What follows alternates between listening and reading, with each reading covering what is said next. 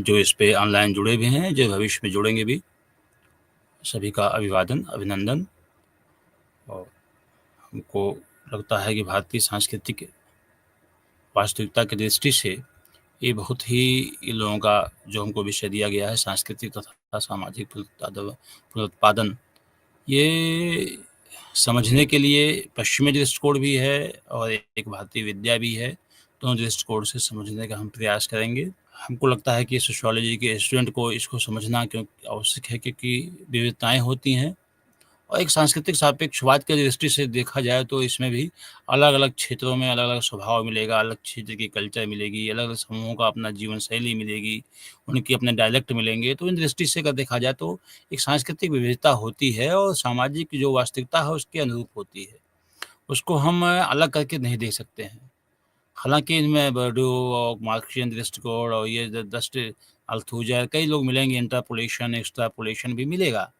लेकिन जहाँ तक हमारी समझ है कि हम जिस समाज में रहते हैं, उस समाज की दृष्टि से भी हम उस एथनोग्राफी, एथनोमेटोलॉजी, फिनोमेनोलॉजी और इंटरैक्शनिज़्म, ये तीनों हमको देखना चाहिए और स्ट्रक्चरल जो ट्रेडिशन है वो भी देखना चाहिए और फंक्शनल दृष्टिकोण से भी देखना चाहिए इसको।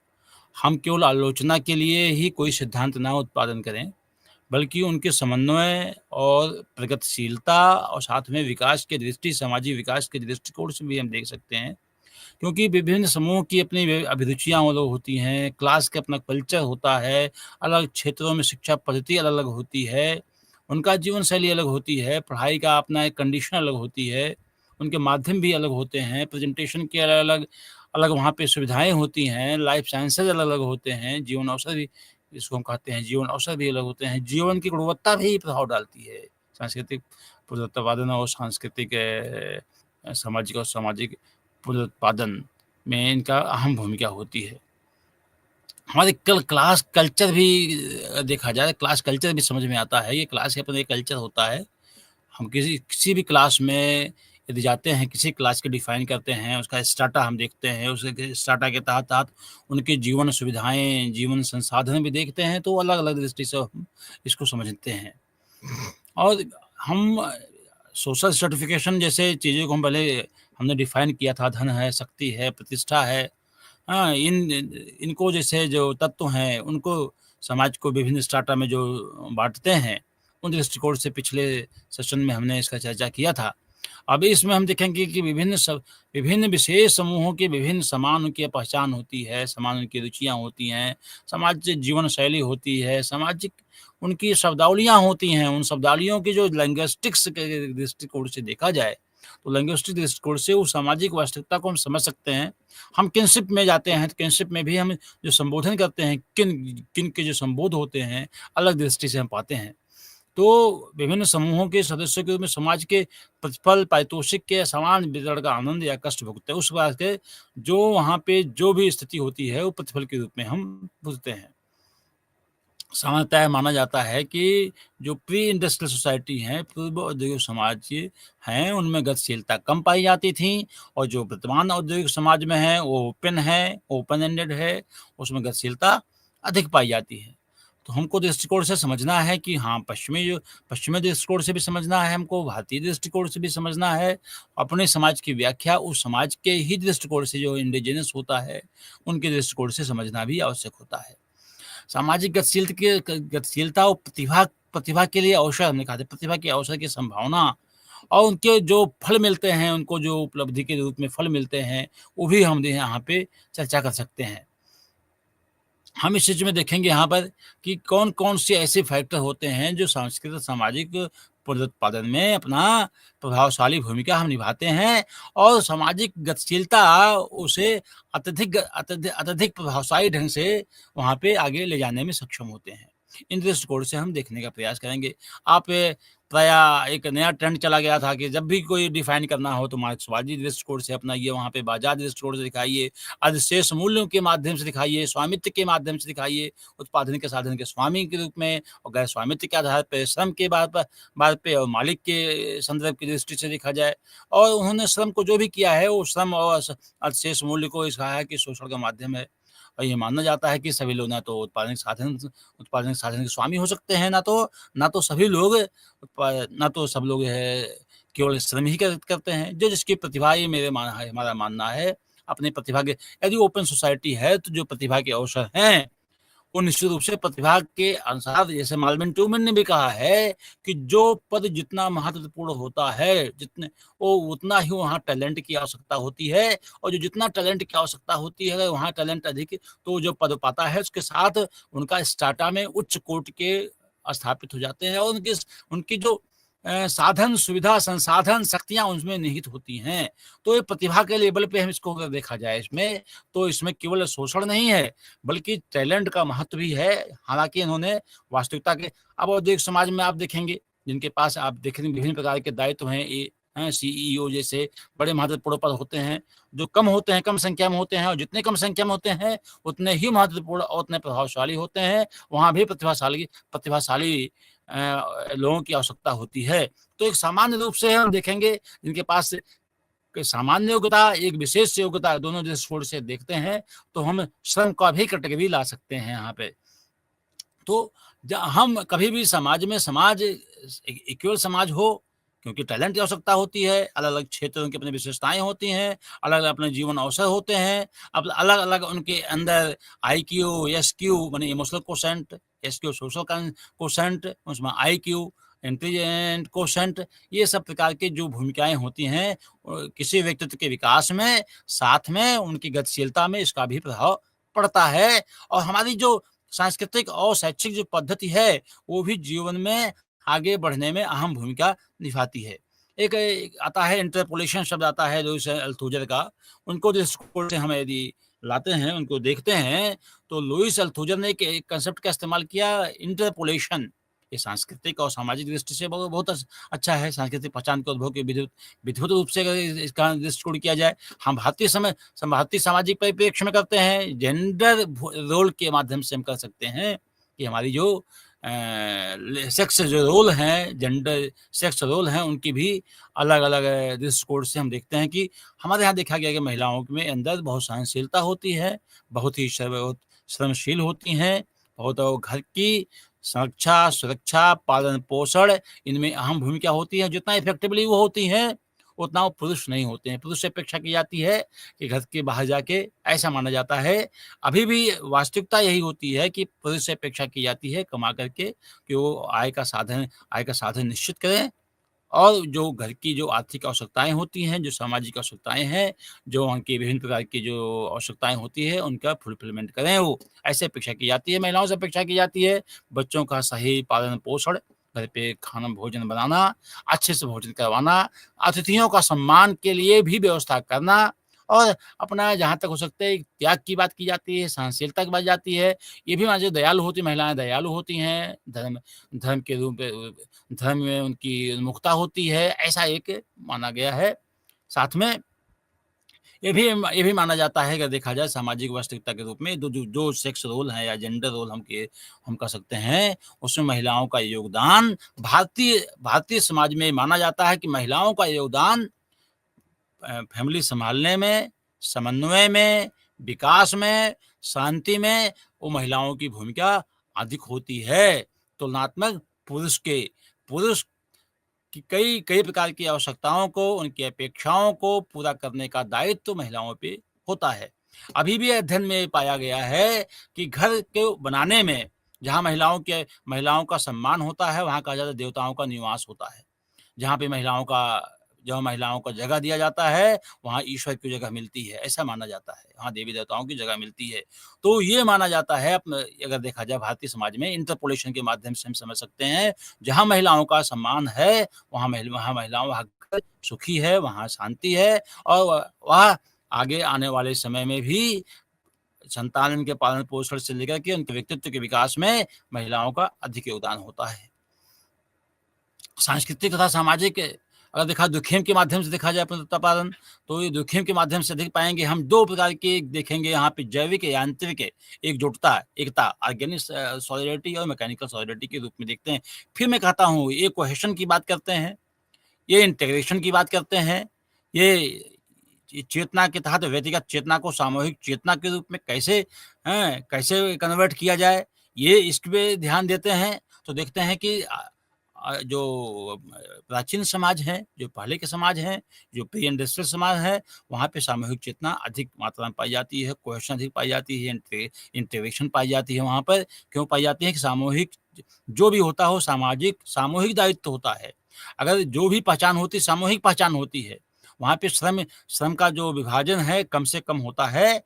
वहाँ अगर देखा जाता है लोगों में सभी काम करने की, सभी प्रकार की एक मल्टी डिसिप्लिनरी की बात की जाती है अपने यहाँ, ये एनईपी में है। एंड मल्टी डिसिप्लिनरी माने सभी विषयों को जानना, सभी एक-दूसरे से जुड़े हुए हैं।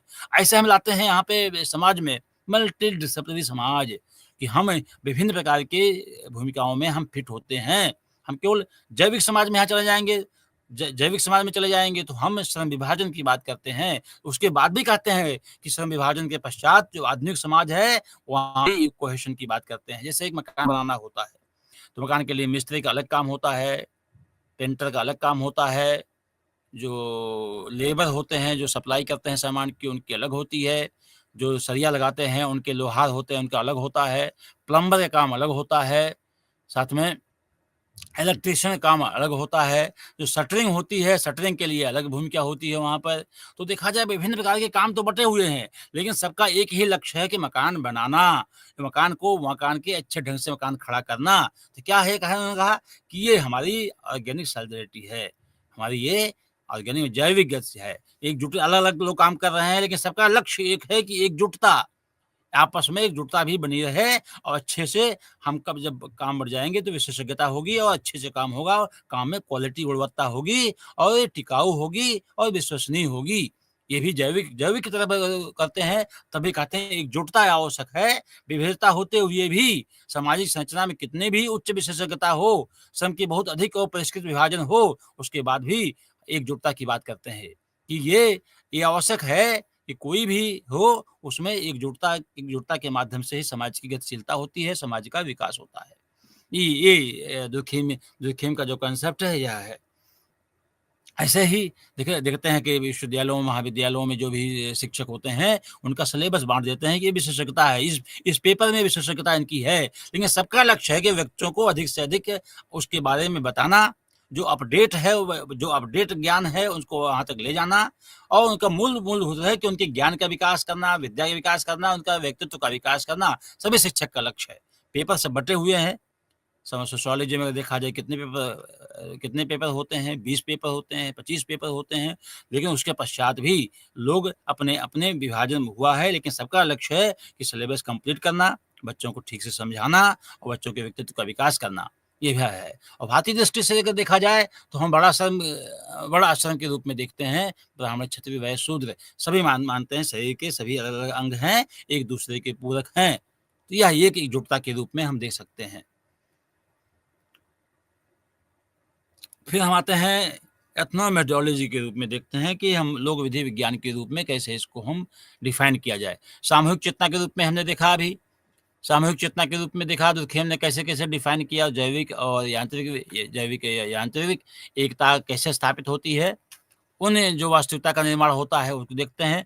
फिर यहाँ देखते हैं दिन-प्रतिदिन के विभिन्न व्यक्तियों के बीच हम लोग विधि विज्ञान की देखते हैं जो हेराल्ड गारफिंकल ने इसको इंट्रोड्यूस किया था। उन्होंने देखा कि क्या है नृवंश विज्ञान, इसकी दृष्टि से समझने का प्रयास किया उन्होंने। कहा दिन-प्रतिदिन की जो हमारी सामाजिक अंतःक्रियाएँ होती हैं, एक-दूसरे से जो हम बातचीत करते हैं, एक-दूसरे से हम व्यवहार करते हैं, एक-दूसरे से हम भाषा बोलते हैं, एक-दूसरे के प्रति सम्मान-असम्मान के भाव रखते हैं।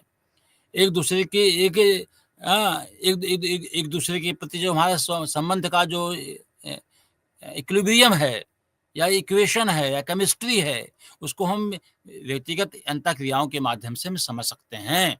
माने इसका फंक्शनल रोल है नॉट स्ट्रक्चरल, फंक्शनल रोल के दृष्टिकोण से देखते हैं कि कोई भूमिका कैसा निभाता है। उस अंतःक्रिया के माध्यम से जिन वस्तुताओं का निर्माण होता है, उन दृष्टिकोण से हम गारफिंकल समझाने का प्रयास करते हैं।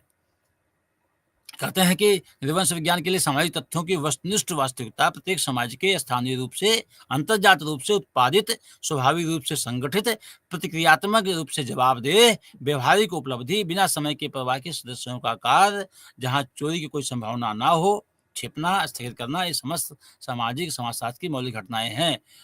निर्वंश विज्ञान विशेषज्ञ के रूप में देखते हैं कि भूमिका विशेषज्ञ के रूप में समाजशास्त्री की भूमिका को उन्होंने कम किया है। कहा है कि समाजशास्त्री सामान्य सदस्य के समान कौशल तथा प्रथाओं का प्रयोग करते हैं, लेकिन उनके पास ऐसी प्रथाओं पर पुनः चिंतन करने की क्षमता है। यह संस्कृति के उत्पादन में एजेंट के रूप में समाजशास्त्री तथा आम सदस्य दोनों की अनिवार्यताओं को दोहराता है। दोनों की भी भूमिका है, समाजशास्त्र की भूमिका है और साथ में एक सामान्य व्यक्ति भी है, उनकी भी भूमिका होती है समझने में। अब हम आते हैं स्ट्रक्चरल ट्रेडिशन क्या होती है, हम लैंग्वेज के रूप में देखते हैं। जो शासर ने एक प्रकार के डेवलप किया था कि लिंग्विस्टिक के माध्यम से देखा जाए। संस्कृति के अध्ययन के लिए संरचनावान एक प्रभावशाली परिप्रेक्ष्य है। सामाजिक जीवन भाषा के माध्यम से निर्मित और निर्देशित होता है, इनका मानना है। फर्डिनेंड डी सॉसर ने कहा कि सामाजिक दुनिया की किसी भी सांस्कृतिक घटना के अंतर्निहित स्वरूप को भाषाई घटना के संदर्भ में समझना होगा।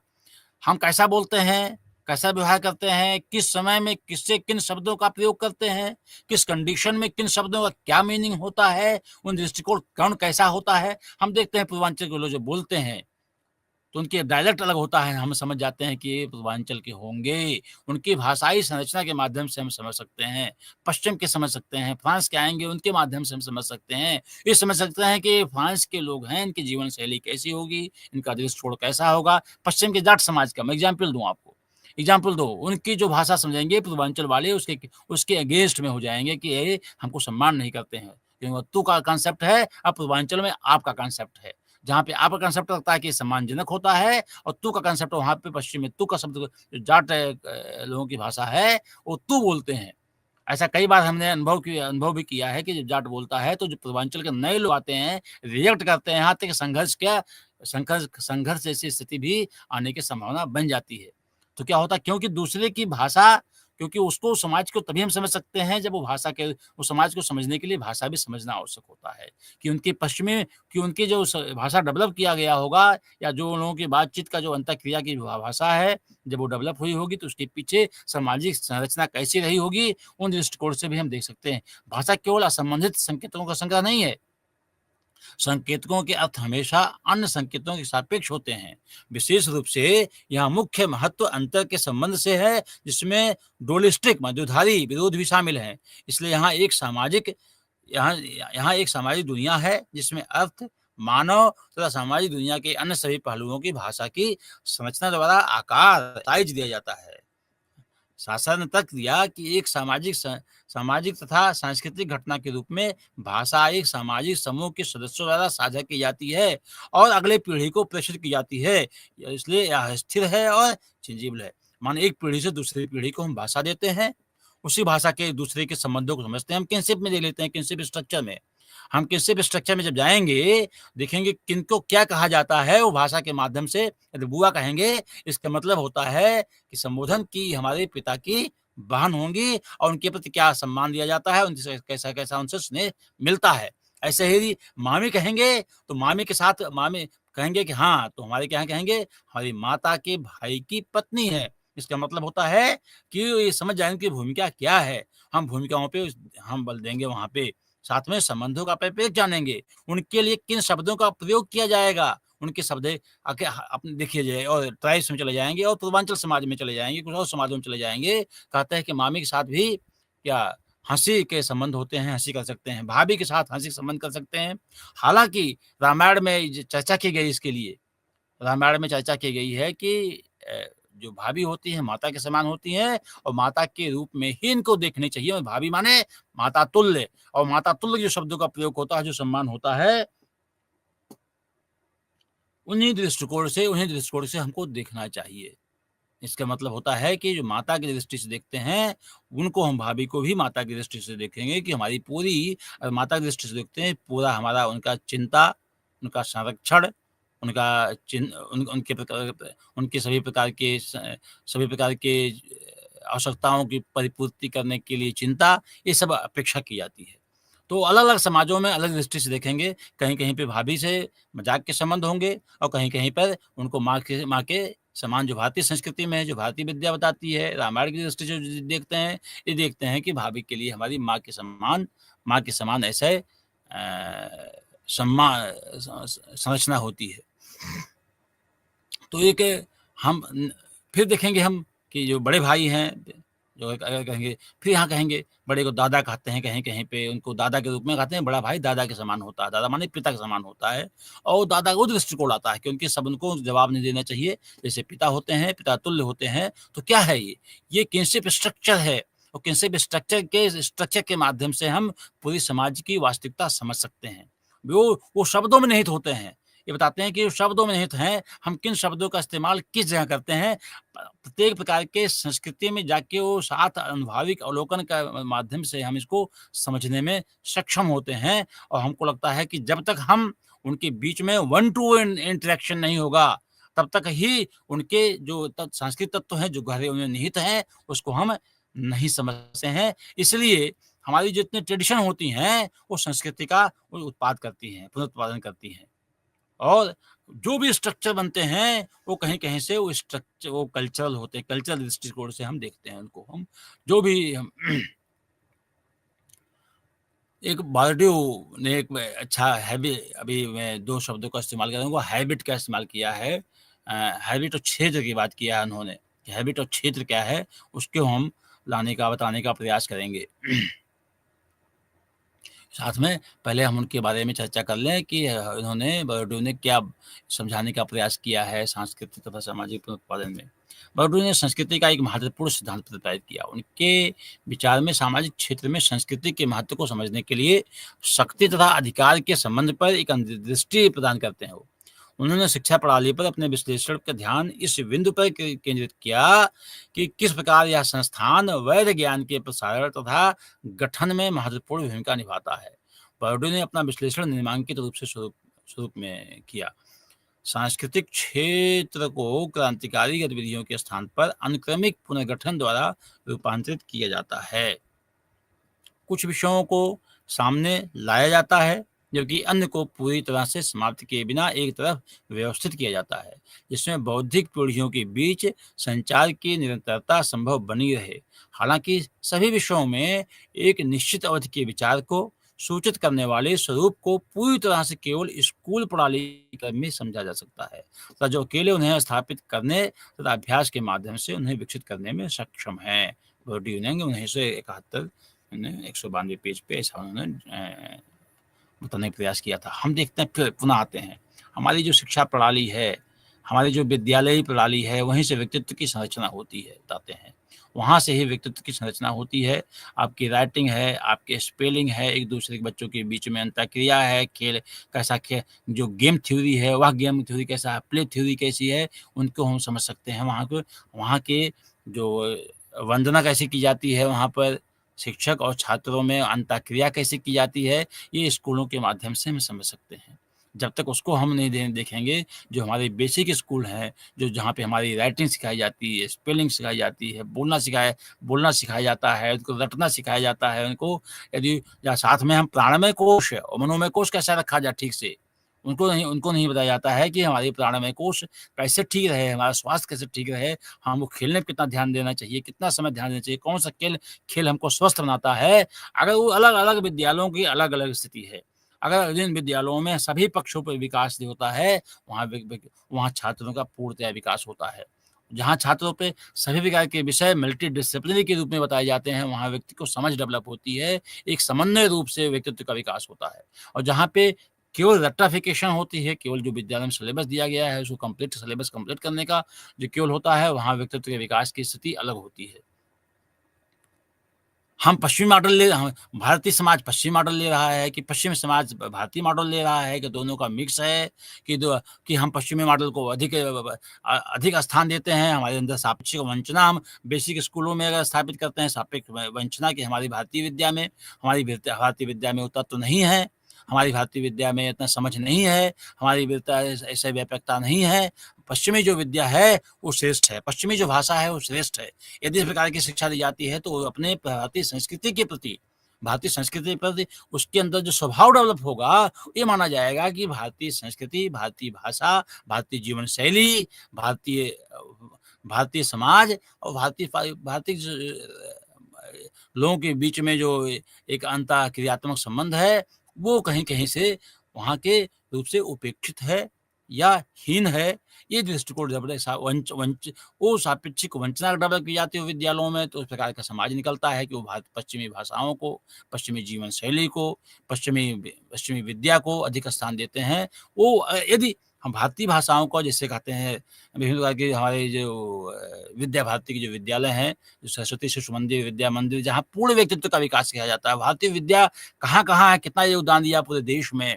हमारे गीता है, हमारे जो वेद हैं, हमारे जो उपनिषद हैं, जो हमारे अन्य प्रकार की हमारी जो वाङ्मय है, तो वो उसमें सब कुछ क्या कहाँ दिया है। हमारी जो कलाएँ हैं, सरस्वती की कलाएँ हैं, वेदांत हैं, जो विवेकानंद जी ने सिद्धांत दिया है। यदि इस प्रकार के व्यक्तित्व का विकास अगर बताया जाता है वहाँ पे, तो हमको लगता है कि इन्होंने अच्छा प्रयास किया, मैं इन्हें धन्यवाद देता हूँ। हिंदू स्टडीज़ के बारे में post graduate degree in Bhagavad Gita में इन्होंने अभी लॉन्च किया है। हमको समझने में, भारतीय विद्या समझने में और भारतीय सामाजिक संरचना समझने में, हमको लगता है हमारे सांस्कृतिक जो उत्पादन है, उसको समझने में काफ़ी हमको, हमारी जो हिंदू स्टडीज़ हैं, हिंदू सोशल थ्योरीज़ हैं, उनके माध्यम से हमको समझने में काफ़ी, हमको भारतीय सामाजिक संरचना समझने में काफ़ी हमको सहायता मिलेगी। मैं इग्नू को सक्षम अधिकारियों को मैं धन्यवाद देता हूँ, जिन लोगों ने ऐसा सिलेबस बनाने का, ऐसा पाठ्यक्रम बनाने का, साथ में ही इन प्रकार की डिग्रियों पे ध्यान देने की कोशिश की है, जहाँ पे हम अपनी विद्या को, भारतीय विद्या को समझ सकते हों, भारतीय संरचना के बारे में, भारतीय सामाजिक संरचना के बारे में जान सकते हों, भारतीय वाङ्मय के बारे में जान सकते हों, साथ में वहाँ की सामाजिक संदर्भ में उसको हम डिफाइन करने में सक्षम होंगे। मैं बहुत-बहुत धन्यवाद देता हूँ इग्नू को। बर्डे ने देखा जाए ध्यान दिया कि संचार के रूप में जो प्रतिमान है, वो विशेष समुदायों की विचारधारा को कैसे कायम रखते हैं, जो प्रतिमान है। हम यहाँ पे 2-3 चीज़ों का उल्लेख करेंगे, साइन क्या होता है, संकेत क्या होता है, संकेत किसे कहते हैं, चिन्ह किसे कहते हैं। संकेत और चिन्ह के माध्यम से हम समाज को डिफाइन कर सकते हैं। जो ऑफ़िशियल हैं, जो पश्चिम से जो हम चिन्ह लिए हैं, उनका अलग है, संकेत अलग हैं। थोड़ा-सा एग्ज़ाम्पल दूँ कि एक छोटा-सा एग्ज़ाम्पल कभी-कभी इंटरैक्शन के रूप में हम बता सकते हैं, सिंबॉलिक इंटरैक्शन के रूप में हम बता सकते हैं, यहाँ भी ला सकते हैं इसको हम, कि एक छात्र एक छात्रा को एक पुष्पगुच्छ देता है। तो उसको देखने वाले की जो इंटरप्रिटेशन होगा, उसको समझने का जो एक दिशा होगी, उस प्रतीक के, वो अलग-अलग होगी। एक कोई कहेगा उनको कोई अच्छी उपलब्धि मिली होगी तो उन्होंने सम्मान दिया होगा। एक एक समझेंगे कि उनका स्वास्थ्य अच्छा गड़बड़ रहा होगा, स्वास्थ्य अच्छा रहा होगा तब दिया होगा। एक ने कहा कि बहुत दिनों के बाद मिले होंगे, तो इन्होंने इन्होंने ये प्रतीक के रूप में इन्होंने सम्मान किया होगा, यह भी हो सकता है। बहुत से छात्र ऐसे समझेंगे कि ये कहीं पे ये प्रेम का प्रकटीकरण है और इसके माध्यम से उन्होंने यह दिया होगा। तो विभिन्न प्रकार के जो विभिन्न जहाँ-जहाँ उनका इन इन वैल्यूज़ का इनकलकेशन हुआ है, कैसा हुआ है, वैसा दृष्टिकोण डेवलप होता है, वैसे ही उन चीज़ों को व्याख्या करते हैं। तो हमारी विभिन्न प्रकार के समूह की संरचना, उनकी जो शिक्षा की पद्धति है, जो उनके बीच के लोग इंटरेक्शन है, जो उनका अनुभव होता है, जो भी हमारे कॉग्निशन मैप डेवलप होता है, उस कॉग्निशन मैप के माध्यम से हम जो शिक्षा प्रणाली जैसी होगी, जो हमारे कॉग्निशन मैप जैसा डेवलप होगा, जहाँ वहाँ की भूमिकाएँ किस प्रकार की भूमिकाएँ, किस कंडीशन में कौन-कौन सी भूमिका होती है, तो वो जो जैसा-जैसा होगा, वैसे-वैसे छात्र अलग-अलग दृष्टिकोण से उसको व्याख्यायित करेंगे, उसके विश्लेषित करेंगे और उसको समझेंगे। तो क्या है कि ये आपको उस प्रकार की जो शिक्षा है, सामाजिक संरचना है, उस सामाजिक संरचना में किन व्यवहार के लिए कैसा दृष्टिकोण होता है, उन दृष्टिकोण के माध्यम से हम उसको व्याख्यायित करते हैं। बौद्ध संस्कृति के तत्वों को संचरण के संदर्भ में दुखिमियन ज्ञान मीमांसा से भिन्न विचार रखते हैं। दुखेन के लिए हमेशा समग्र रूप से सांस्कृतिक तत्व का संचरण होता है, जबकि बौद्धों के लिए यह प्रमुख वर्गों की संस्कृति का पुनरुत्पादन है। इन प्रभुत्वशाली वर्गों के पास आख्यानों का निर्माण करने की शक्ति है तथा निम्न वर्गों पर अपने विचारधारा तथा ज्ञान को अधिरोपित करने की क्षमता है। मार्क्सियन दृष्टिकोण इसमें रखते हैं। फिर कहता हूँ, फिर मार्क्सियन दृष्टिकोण के रखते हैं। जहाँ आधिपत्य की बात आ जाती है, आधिपत्य नहीं, समन्वय, भारतीय समाज जो है, भारतीय संस्कृति बताते हैं, दुखिम भी बताते हैं कि नहीं, आधिपत्य की बात नहीं होती यहाँ पर। यहाँ केवल एक कलेक्टिविटी की बात है, यहाँ पे एक कलेक्टिव कॉन्शसनेस की बात है और संस्कृति जो होती है जोड़ती है, तोड़ती नहीं है। संस्कृति एक-दूसरे को जोड़ती है और मनुष्य के पास सबसे बड़ा जो ताकत होती है वो संस्कृति है। पशुओं की तुलना में ये देखा जाए मुख्य विभेद हम मानते हैं कि मनुष्य के पास संस्कृति है और संस्कृति ही एक पीढ़ी से दूसरी पीढ़ी को हम हस्तांतरित करते चले जाते हैं और उसी संस्कृति के माध्यम से हमारे समाज की पहचान बनी रहती है। तो ये हम मानते हैं कि ये जो संबंध होता है आधिपत्य केवल नहीं होता है, ये बदलता रहता है। विभिन्न प्रकार की प्रतिभाओं के माध्यम से, विभिन्न प्रकार की कुशलताओं के माध्यम से, विभिन्न प्रकार की उपलब्धियों के माध्यम से बदलते रहते हैं। कोई कहता है इसको कहते हैं सर्कुलेशन ऑफ बजट की कोई बात करता है, कि सर्कुलेशन ऑफ बजट के माध्यम से हम इसको समझ सकते हैं और कोई कोई ये समझता है चैलेंज एंड रिस्पॉन्स के माध्यम से समाज की क्या चेंज होता है, उसके माध्यम से समझ सकते हैं। लेकिन पुनः हम ये कहते हैं कि ज्ञान का जो संचार होता है, जो विद्या होती है, जो अध्ययन साधना है, उसके रूप में हम देखेंगे। पुनः हम कहते हैं कि IIT, premier IIM, IIT, NIT, triple IT विभिन्न प्रकार के यहाँ के जो प्रख्यात जो प्रीमियर इंस्टीट्यूशन है, उन्हीं में कुछ ही बच्चे बहुत बैठने वाली संख्या होती है, लेकिन कुछ ही बच्चे वहाँ पे एग्ज़ाम पास होके एडमिशन ले पाते हैं।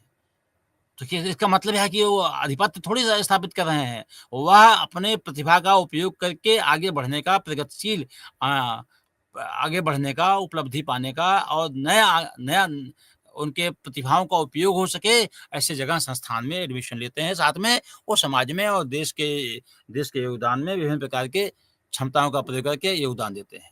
तो ये हम नहीं कह सकते हैं केवल आधिपत्य की बात की जाती है यहाँ पर।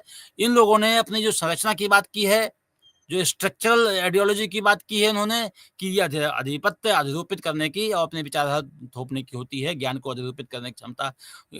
ये क्षमता उनके पास होती है आगे बढ़ने की, साथ में समाज में नए प्रकार के इनोवेशन लाने के लिए, नए प्रकार के विकास लाने के लिए, नए प्रकार की खोज लाने के लिए, ये जो टैलेंट है, जो प्रतिभा है, उस प्रतिभा को हम आधिपत्य के रूप में से भारतीय विद्या नहीं देखती है, बल्कि भूमिका के रूप में देखती है कि उनके पास अधिक प्रतिभाशाली हैं, तो वो अधिक प्रगति में अपना ये स्थान देते हैं।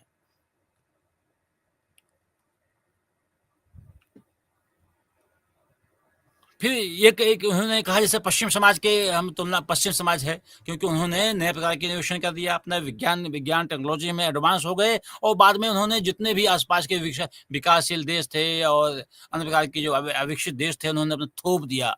अपने शैक्षिक प्रणाली के माध्यम से, अपने ज्ञान के माध्यम से विभिन्न अपने संस्कृति को डेवलप किया और अपनी संस्कृति को उन्होंने अपनी संस्कृति को अन्य जो देश हैं, जो विकासशील देश हैं, जो अविकसित देश हैं, जो जहाँ पे शिक्षा की कमी थी या जहाँ पे पर कैपिटा इनकम कम है, जहाँ पे शैक्षिक संस्थान उतने अच्छे नहीं बने हुए हैं, उन्होंने अपने शिक्षा पद्धति और अपनी संस्कृति स्थापित करने में वो सक्षम हुए, ऐसा उनका मानना है। बारडू दावा करते हैं, प्रतीकात्मक हिंसा के एकाधिकार पर संघर्ष का प्रमुख स्थल शैक्षिक प्रणाली है।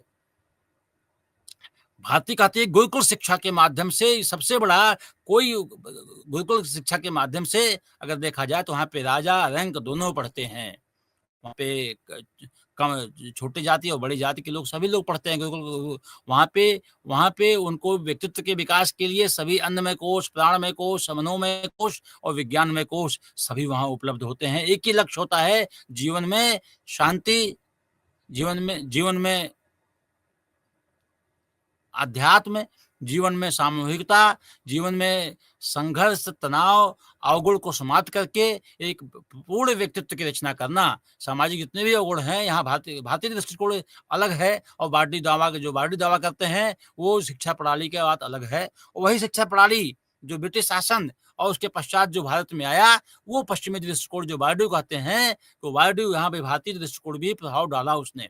और जहाँ तक भारतीय विद्या की जो शैक्षिक प्रणाली थी, यहाँ पे यह था गुरुकुल परंपरा के माध्यम से सभी छात्रों का एक ही संस्थान में सभी क्लास के लोग, सभी जाति के लोग कहेंगे, सभी क्षेत्रों के लोग कहेंगे और वहाँ पे उनके व्यक्तित्व के विकास करना बिना भेदभाव किए हुए। बिना वहाँ भेदभाव के जहाँ कृष्ण पढ़ते हों, जहाँ सुदामा पढ़ते हों, ये भारतीय संस्कृति रही है। यहाँ थोपने के विषय नहीं रही है यहाँ पर, यहाँ पे समन्वय की बात की जाती रही है। इस समन्वय का धीमे-धीमे जो हम लोगों में समझ थी, ये जो खत्म हुआ, ये इन लोगों पे जो हमारी थ्योरीज़ पढ़ाई जाती हैं, बॉर्डू थ्योरी या मार्क्सियन थ्योरी या अन्य प्रकार के जो सिद्धांत हैं, जो नियो मार्क्सिज्म है, जो रेडिकल मार्क्सिज्म की बात करते हैं, जो मार्क्सियन थ्योरी की बात करते हैं, केवल संघर्ष की बात करना, वहाँ केवल शोषण की बात करना उचित नहीं होता है। हम यहाँ पे समन्वय की बात, भारतीय शिक्षा में समन्वय की बात कर सकते हैं। भारतीय सांस्कृतिक विविधता अलग है और पश्चिमी जो लोगों ने अध्ययन किया पश्चिमी समाज की, वहाँ के लोगों के संबंध के जो प्रतिमान हैं, अलग हैं।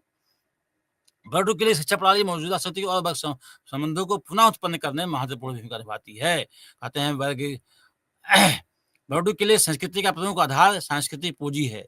उनका दावा है कि जिनके पास सांस्कृतिक पूंजी है, उनके पास शासक वर्ग की संस्कृति को पुनः उत्पन्न करने की शक्ति और साधन है। सांस्कृतिक पूंजी सामाजिक स्थान में विभिन्न सामाजिक स्तरों के बीच अंतर के लिए एक मानदंड बन जाती है। शैक्षिक प्राप्ति में वर्ग अंतर मुख्य रूप से सामाजिक ढांचे में सांस्कृतिक पूंजी के असमान वितरण के कारण है। अगर देखा जाए तो इन्होंने कहा कि एक अध्ययन किया स्वैंक्स ने, उनके साथ एक और थे, उन्होंने अध्ययन किया कि जिन बच्चों के माता-पिता उत्तर माध्यमिक शिक्षा प्राप्त हैं, उनमें शिक्षा में भाग लेने की 60% संभावना होती है, जबकि जिन बच्चों के माता-पिता की हाई स्कूल शिक्षा डिग्री से कम शिक्षा प्राप्त है, उनके बच्चों में उच्च शिक्षा प्राप्त करने की संभावना केवल 32% है। अब आपको हम बता दें, गाँव का मैंने अध्ययन किया अभी, बेटी बचाओ, बेटी पढ़ाओ बहुत बड़ा प्रोजेक्ट लिया गया था, कई जिले उसमें शामिल थे।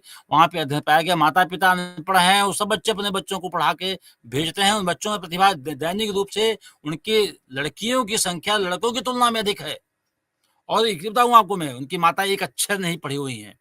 हमारी माता, मैं खुद स्वयं एग्ज़ाम्पल देता हूँ, हमारे गाँव में किसी की माता 5 से ऊपर नहीं पास हैं और सबके बच्चे बीटेक और एमए, साथ में पीएचडी किया है। तो इनके थ्योरी भारतीय संदर्भ में फेल है। पुनः कहता हूँ, जो भी कोट करता है कि उस शिक्षा में भाग लेने के लिए 60% संभावना बनी रहती है, जिनमें उस शिक्षा में जिनका उत्तर माध्यमिक शिक्षा प्राप्त, तो मैं कहता हूँ एक अक्षर नहीं पढ़े हैं माता उनकी, उनके पिता नहीं पढ़े हुए हैं, किसानी करते हैं, उनके बच्चे भी यहाँ भारतीय सिविल सेवा में पास होकर के विभिन्न प्रकार के आईएएस, पीसीएस जैसे पदों पे स्थापित हैं और मैक्सिमम संख्या में हैं। आप अम्बेडकर जिला चले जाएँगे, अम्बेडकर जिला में मैक्सिमम आप सिविल सेवा के लोग पाएँगे, अम्बेडकर जिला में, और उनके माता-पिता सभी लगभग मैक्सिमम अशिक्षित हैं।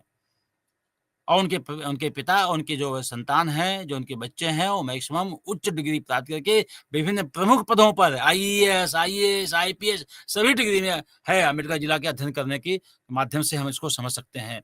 तो ये पश्चिमी दृष्टिकोण की जो संकल्पना है, या भारतीय सामाजिक संरचना के तहत लागू नहीं होता है। पुनः मैं कहता हूँ इस चीज़ के लिए, हम जब पढ़ते हैं तो अपने भारतीय दृष्टिकोण से देखें, भारतीय सामाजिक जीवन की संरचना कैसी है यहाँ पे, हमारे सांस्कृतिक प्रतिपादन ऐसा यहाँ नहीं है कि जो हमारी संस्कृति है उसी का उत्पाद यहाँ है। जो हमारे माता-पिता पढ़े हुए हैं, हमारे सामाजिक रूप से हमारे माता-पिता जी पढ़े हुए हैं, तो तब हम पढ़ रहे हैं, ऐसा नहीं है।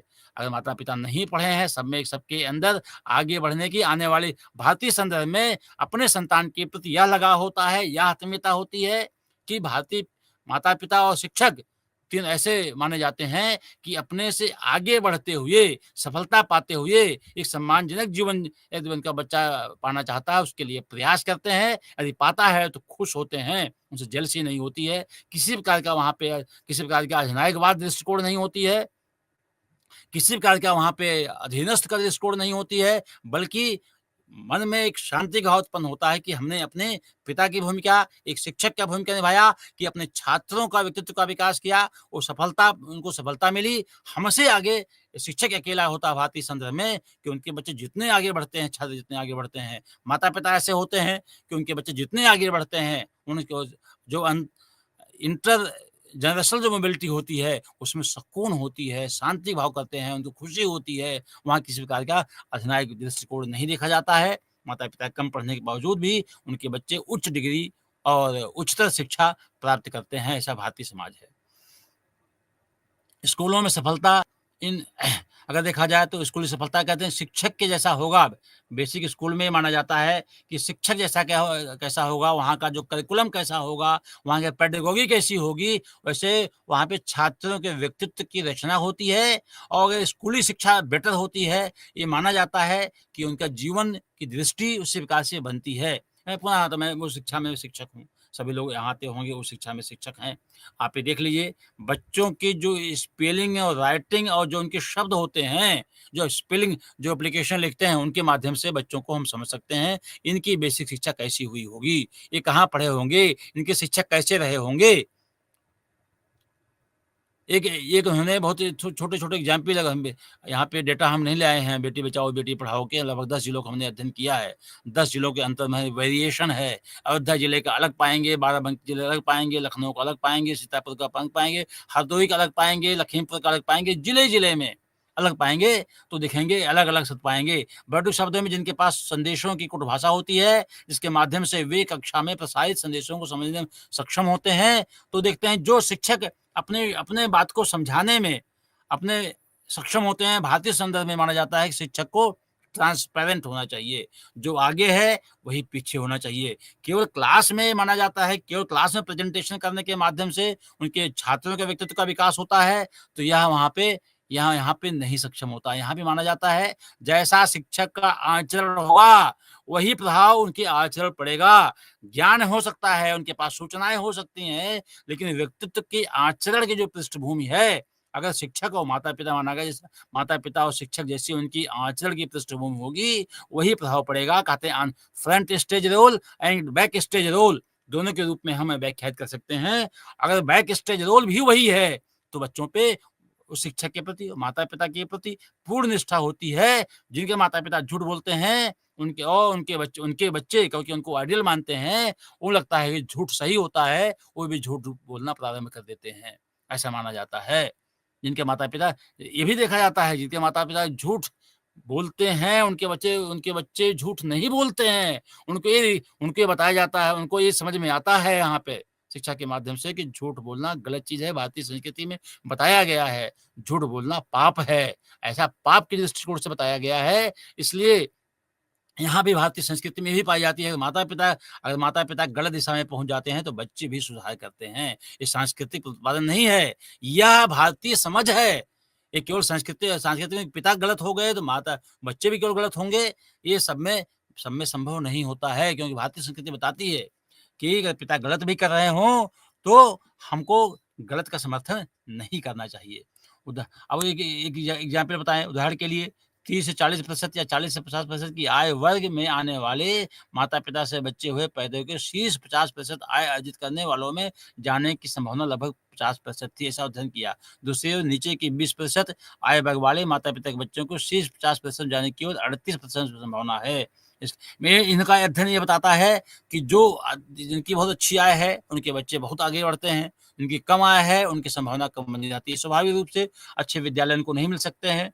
अच्छे उनकी सुविधा संसाधन जीवन में नहीं मिल पाते हैं, अच्छे साहित्य नहीं मिल पाते हैं, अन्य प्रकार के जो पढ़ने के साधन हैं उनको नहीं मिल पाते हैं, तो उनकी सफलता की जो प्रतिशत है, बड़े पदों में पाने की सफलता ये थोड़ी-सी यहाँ पे अध्ययन में इसमें मिला है क्योंकि आधुनिक टेक्नोलॉजी के माध्यम से हम इसको डेटा हम ले सकते हैं। फिर आते हैं हैबिट्स तथा क्षेत्र। बर्डू ने अपने बाद के कामों में हैबिट्स और क्षेत्र की अवधारणा के संदर्भ में अपने विचारों को विकसित किया था। हैबिट्स क्या है? यह समाज की संस्कृति तथा सामाजिक संबंधों की संरचना के बीच संबंध को समझने में मदद करता है। हैबिट्स यानी अभ्यस्त यानी होता है स्वभाव, जो मानसिक संरचनाएँ हैं जो लोगों के कार्य को नियंत्रित करती हैं। यह एक संज्ञानात्मक संरचना है जिसके माध्यम से लोग सामाजिक क्षेत्र को समझते हैं, सोचते हैं तथा उसकी सराहना भी करते हैं। हैबिट समाज की उत्पत्ति तथा उत्पादन दोनों करता है।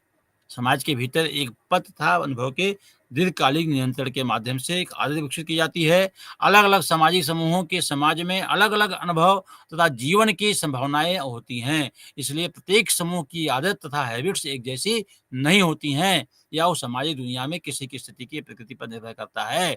वर्तमान निवास स्थान का निर्माण तथा उत्पत्ति हमेशा सामूहिक इतिहास के अंतर्गत होती हैं। इतिहास व्यक्तिगत आदत हैबिट्स तथा सामाजिक प्रथाओं का उत्पादन करता है। इसलिए इतिहास द्वारा बनाई गई योजनाओं के अनुसार कार्य करता है। जैसा हमारा स्वभाव डेवलप होता है, उसी प्रकार से हमारी सफलता भी होती है। जैसा हमारे हैबिट्स होती हैं, उसी प्रकार से हमारे दैनिक जीवन से होती है।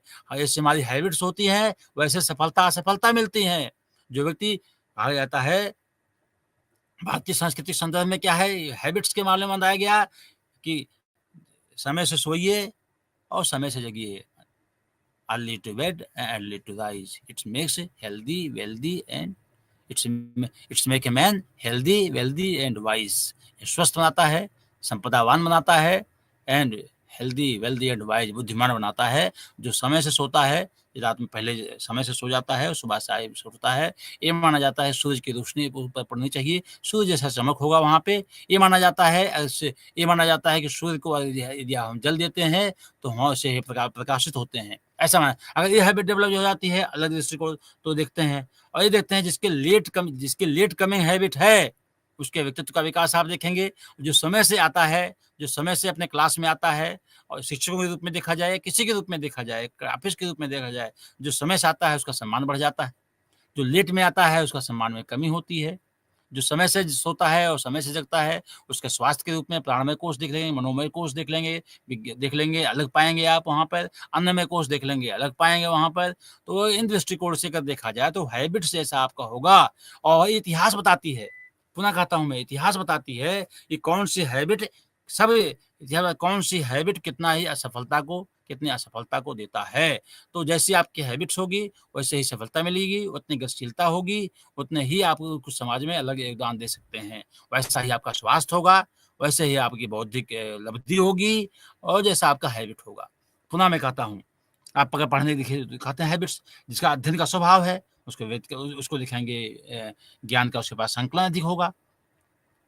जिसका अध्ययन का अधिक स्वभाव होगा अ, उसको समझ डेवलप होती है। जो जो जि जिसके बीच में जो जिसके पास इंटरेक्शन करने का हैबिट है, लोगों से बातचीत करने का, समझने का, कहते हैं साइलेंस इज़ गोल्ड। तो अगर जो सुनने की जिसकी हैबिट है, वो दूसरे व्यक्ति को भारतीय संस्कृति में कहा गया है, जो जितना ही कम बोलता है, वो अलग-अलग दूसरे व्यक्ति को समझ सकता है, दूसरे के विषय को समझ सकता है, दूसरे को स्थितियों को समझ सकता है, जो कम बोलता है। जो अधिक बोलता आपने माना गया है, वो क्या बोला गया है? साइलेंस इज़ गोल्ड कहा गया है। स्पीकिंग इज़ सिल्वर कहा गया है। अधिक जो बोलता है वो चाँदी समान होता है और जो सुनने वाला स्वभाव होता है, जिससे श्रोता अच्छा होता है, वो व्यक्ति में समझ की शक्ति अधिक होती है। तो ये हैबिट कैसे आप डेवलप करते हैं?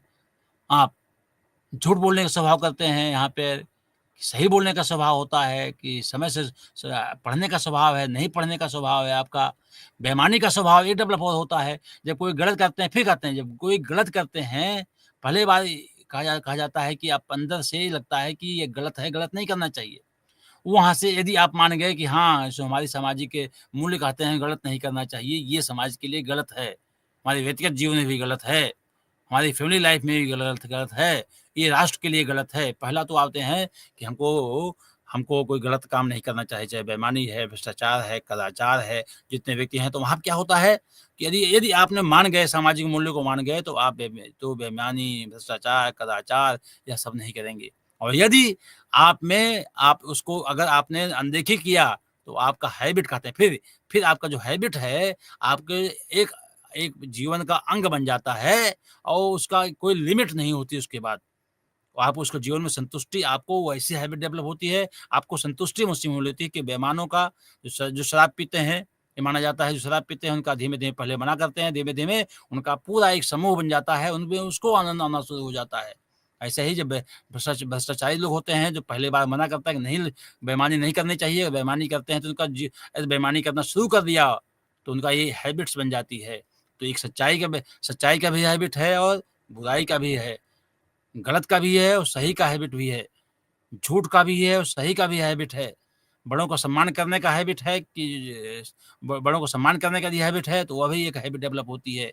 भारतीय संस्कृति में इसलिए कहा जाता है कि सामाजिक गुण हैबिट के रूप में होना चाहिए। सहयोग, समन्वय, सहनशीलता, नैतिकता, बड़ों का सम्मान करना, बड़ों की बात मानना, ये सामाजिक गुण में यदि हैबिट में आते हैं, तो माना जाता है कि सामाजिक सांस्कृतिक दौर से हमारा ये पुनरुत्पादन है, हैबिट के माध्यम से डेवलप हुआ है और गलत को गलत कहना, गलत को गलत मानना, सही को सही मानना, तो यह है, यह बड़ों को सम्मान करना, माता-पिता की बात मानना, बड़ों की बात मानना, ये जो अगर आप में हैबिट आ गई है, तो ये माना जाता है कि इनका व्यक्तित्व का विकास ठीक ढंग से हुआ है। इनका फैमिली की जो स्ट्रक्चर रही होगी, सांस्कृतिक पृष्ठभूमि रही होगी, अच्छी रही होगी, जो विद्यालय की पृष्ठभूमि अच्छी रही होगी, साथ में इनकी संगति ठीक रही होगी, इन 3 को बड़ा शिक्षक जो पढ़ाया होगा उन्होंने, शिक्षक अच्छा उनका व्यवहार रहा होगा, उनका आचरण अच्छा रहा होगा, हम केवल ज्ञान की बात नहीं नहीं करते हैं कि उनके पास बहुत से ज्ञान का संकलन हो गया है। विद्या की बात करते हैं जो पूर्ण व्यक्तित्व के विकास करता है।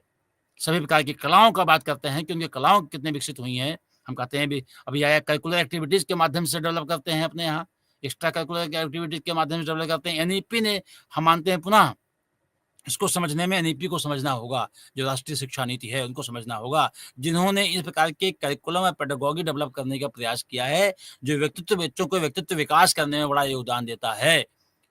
संपूर्ण व्यक्तित्व को होलिस्टिक डेवलपमेंट की बात करता है। वो जो एनईपी है, एनईपी को हमको निश्चित रूप से भारतीय संदर्भ में देखना चाहिए। भारतीय संस्कृति, भारतीय साहित्य, भारतीय कला, भारतीय भाषा, भारतीय वाङ्मय, इसके ऊपर हम यदि देखते हैं तो इसको हम इस माध्यम से हम समझ सकते हैं। फिर हम आते हैं अभिरुचि, वर्ग तथा शिक्षा। अपने अनुभवजन्य अध्ययन में जो distinction a social critique of the judgement of taste में बर्ड्यू का पुनः हम लाते हैं यहाँ पे कि विभिन्न सामाजिक समूहों की सौंदर्य संबंधी प्राथमिकताओं पर चर्चा करते हैं वो। इसमें देखते हैं कि इस कार्य में बर्ड्यू यह दिखा जाने का प्रयास करते हैं कि लोगों की अभिरुचि तथा जीवन शैली उनके सामाजिकरण तथा शिक्षा से कैसे संबंधित है।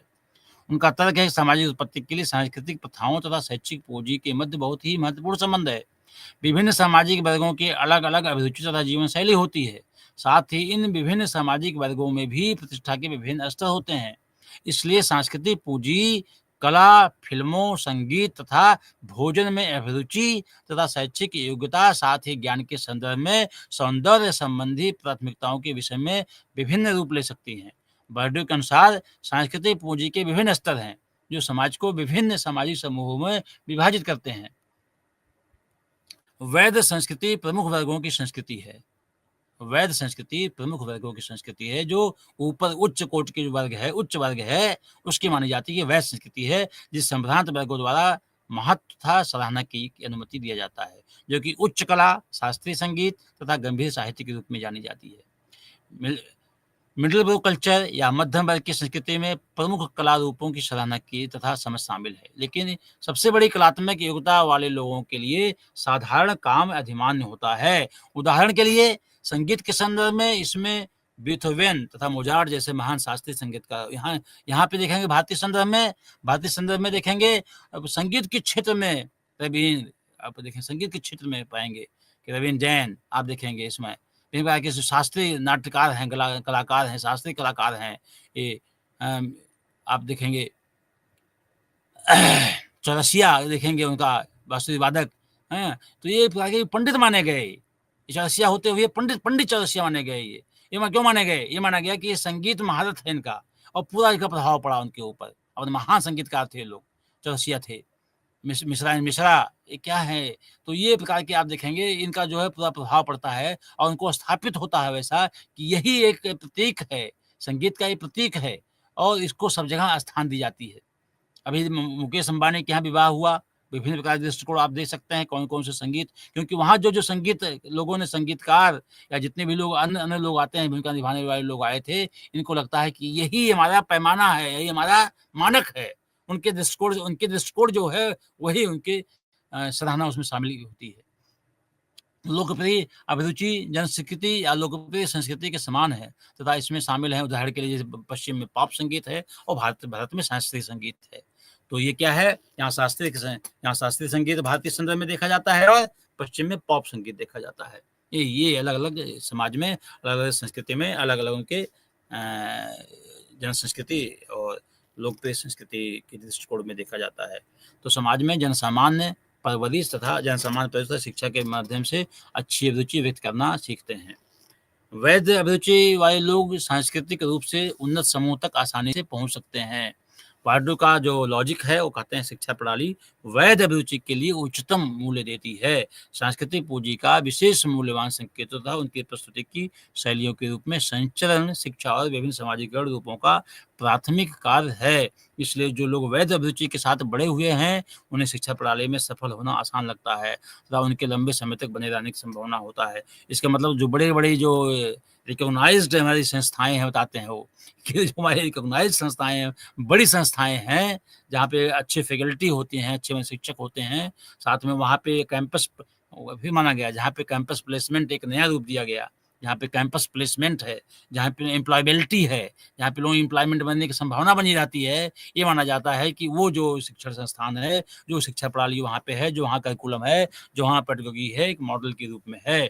ऐसे ही मॉडल जो में ये संस्थानों में जो बच्चे पढ़ते हैं, उनको सफल होने में आसानी होती है, ऐसा माना जा ऐसा उनका कहना है। सामान्य रूप से भारतीय संदर्भ में ये भी नया एक दृष्टिकोण डेवलप हुआ किया गया है कि गवर्नमेंट इंस्टीट्यूशन छोड़ के जिसके पास अच्छे संसाधन हैं, अच्छे उनके पास संपदा है, वो बच्चे को निजी विश्वविद्यालयों में निजी ऐसे ऑटोनॉमस संस्थाओं में भेजने का प्रयास करते हैं। लेकिन यहाँ तब भी पुनः मैं कहता हूँ, संसाधन प्रणाली नहीं है, बच्चे में प्रतिभा है, तो हम अपने यहाँ कम फीस में गवर्नमेंट इंस्टीट्यूशन जो हमारे मेडिकल कॉलेजेस हैं, जो हमारे आईआईटीज़ हैं, आईआईएम्स हैं, हमारे नाईटी हैं, ट्रिपल आईटी हैं, विभिन्न प्रकार की और संस्थाएँ, अच्छी संस्थाएँ, विभिन्न प्रकार के विभिन्न आईएफटी है, विभिन्न प्रकार की संस्थाएँ यहाँ पे नेशनल फैशन टेक्नोलॉजी की संस्थाएँ हैं, टूरिज़्म की संस्थाएँ हैं, विभिन्न विशेषज्ञता के रूप में। अगर गवर्नमेंट जो इंस्टीट्यूशन है, उसमें जो प्रतिभावान लोग हैं, उसमें जब जाते हैं, उनको सफलता के अधिक अवसर होते हैं। पुनः मैं कहता हूँ, अधिक अवसर होते हैं, क्योंकि पुनः ये अगर देखा जाए तो क्योंकि उनके पास एक शैक्षिक सांस्कृतिक पूँजी है। हम बॉडी की दृष्टि में देखा जाए तो उनको सांस्कृतिक उनकी शैक्षिक पूँजी है, उनकी एक पहचान है, उनकी एक आइडेंटिटी बन गई है कि यहाँ पे यदि कोई आता है तो योग्य एक नए प्रकार के देखेंगे। जेएनयू, दिल्ली विश्वविद्यालय, ऐसे गवर्नमेंट विश्वविद्यालय भी हैं, जहाँ इनकी एक ये माना जाता है कि वहाँ बच्चे पढ़ेंगे तो वहाँ पे सफल होने के चांसेस बने रहते हैं। ऐसे भी एग्ज़ाम्पल मिलते हैं। बारडू का तर्क है कि शैक्षिक उपलब्धि या अच्छी तनख्वाह वाली नौकरी केवल अच्छे तथा विशिष्ट अभिरुचि पर निर्भर नहीं है, लेकिन यहाँ निश्चित रूप से मदद करती है। उदाहरण के लिए निजी तौर पर शिक्षित मध्यम वर्ग के छात्रों का अक्सर प्रमुख विश्वविद्यालयों का विस्तृत ज्ञान होता था, जिन्होंने परिवार तथा स्कूल दोनों से हासिल किया। यह अपने छात्रों के बारे में शिक्षक की धारणाओं को भी आकार देता है। मैं पुनः कहता हूँ, अपने यहाँ जैसे नालंदा विश्वविद्यालय, तक्षशिला विद्यालय, विभिन्न प्रकार के हम देखेंगे यहाँ पे कि उस भारतीय संदर्भ में दृष्टिकोण में देखेंगे तो हमारी अवचेतना अवस्था में यह माना जाता है कि नालंदा विश्वविद्यालय, तक्षशिला विश्वविद्यालय में ये माना जाता था कि पूरे देश के लोग 5वीं शताब्दी में, 3री शताब्दी में जब पूरे देश में, पूरी दुनिया में जब विश्वविद्यालय नहीं होते थे, तो भारत में विश्वविद्यालय होते थे, जहाँ पे मल्टीडिसिप्लिनरी के रूप में पढ़ाई जाती थी। सभी विषय यहाँ लगभग होते थे, सोशियोलॉजी छोड़ कर के जितने भी यहाँ पे पुराने विषय हैं, पॉलिटिकल साइंस था, लाइफ साइंसेज, एस्ट्रोनॉमी, मैथ्स, ये सब जो वहाँ पे पढ़ाए जाते थे और पूरी दुनिया के लोग, दुनिया के 10,000 विद्यार्थी वहाँ में तक्षशिला विश्वविद्यालय में पढ़ते थे और लगभग 2700 शिक्षक होते थे। सोचिए आप कि ये 2700 शिक्षक ऐसे, जहाँ तक साइट पे आप देखेंगे, गूगल पे ढूँढेंगे तो वहाँ ऐसा देखने को पाया गया कि विभिन्न प्रकार के जो दुनिया भर के छात्र यहाँ पे इस विश्वविद्यालय में पढ़ने आते थे। तो ये भारतीय संदर्भ की दृष्टि से अलग है। इन लोगों ने पश्चिम दृष्टिकोण के माध्यम से अध्ययन किया है, उस पे सब कुछ लागू नहीं होता है, क्योंकि पश्चिमी मूल्यों का प्रभाव पड़ा है, कुछ हद तक सही भी दिखाई पड़ेगा। लेकिन अगर भारतीय विद्या के रूप में, भारतीय ज्ञान के रूप में यदि हम देखते हैं, तो हमको सापेक्षिक रूप से अलग दिखाई पड़ेगा। हमको भारतीय विद्या के रूप में इसको देखना, भारतीय संस्कृति के रूप में देखना, भारतीय समाज के दृष्टिकोण से देखना ही समाजीन एवं उपयोगी होगा। बहुत आप लोगों को सभी को धन्यवाद और इग्नू टीम, लखनऊ टीम को सभी को धन्यवाद देता हूँ कि हमको अवसर दिया उन्होंने इस विषय पे चर्चा करने के लिए, विषय पे विमर्श करने के लिए, आप लोगों के सामने प्रकट करने के लिए, और भविष्य में यदि अवसर देते हैं पुनः इस विषय पे हम आएँगे। बहुत-बहुत एक पुनः कहता हूँ, जो पुनरुत्पादन है, वह विभिन्न प्रकार से निकले हुए आप डेवलपमेंट के रूप में देखेंगे, कल्चर के डेवलपमेंट के रूप में देखेंगे। जैसे संस्कृति होगी, वैसे ही व्यक्तित्व का विकास होगा। यही है, जो जैसे संस्कृति होती है, वैसे ही व्यक्तित्व का विकास होता है। वहाँ विकास की स्थिति होती है, सफलता की स्थिति होती है, वैसे ही हैबिट्स बनते हैं, वैसे ही वो समाज की स्थिति होती है, वैसे ही प्रभावशाली संस्कृति या वैधानिक अथवा अवैधानिक संस्कृति को जन्म देती है। जो उच्च रूप से स्थापित होते हैं, वो ये माना गया जो उच्च रूप से स्थापित होते हैं, उन्हीं की संस्कृति नीचे वैध होती है, क्योंकि वो ये माना गया कि प्राथमिक पश्चिमीकरण के माध्यम से समझाने के लोगों ने प्रयास किया। जो प्राथमिक द्वितीयक पश्चिमीकरण रूप से पश्चिमीकृत हुए, जिन लोगों ने उस संस्थाओं को जन्म दिया, ऐसे संस्थाओं में उनकी भूमिका रही है, तो उनको भी मान लिया गया कि ये वैध वैध शिक्षा पद्धति है, ये वैध संस्कृति है, यही इसकी रिकॉग्निशन है, जिसको हम रोल मॉडल के रूप में देखते हैं कभी-कभी, आदर्श के रूप में कभी-कभी हम देखते हैं। एक तरह के जो रोल मॉडल के रूप में देखते हुए उन भूमिकाओं को अपने अंदर निहित करने के लिए या उनकी नकल करने के लिए हम लोग उत्सुक होते हैं। ऐसा इन्होंने वैध संस्कृति के माध्यम से हैबिट हैबिट और उसका स्थान, साथ में उस क्षेत्र की स्थिति के बारे में बताने का प्रयास किया है। बहुत-बहुत धन्यवाद। नमस्कार।